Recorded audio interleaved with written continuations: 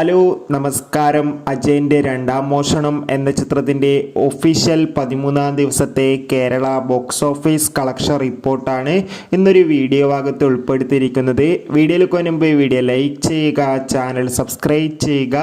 ഈ വരുന്ന September October മാസം ധാരാളം ചിത്രങ്ങൾ OTT റിലീസ് ചെയ്യാൻ പോവുകയാണ്. നമ്മുടെ ചാനൽ ഭാഗം പരിശോധിച്ചാൽ നിങ്ങൾക്ക് കാണാൻ വേണ്ടി സാധിക്കുന്നതായിരിക്കും.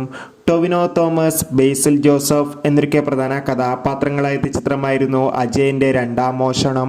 ചിത്രത്തിന് ഹെവി പോസിറ്റീവ് റെസ്പോൺസ് തന്നെയാണ് 13-ാം ദിവസവും പുറത്തുകൊണ്ടിരിക്കുന്നത്.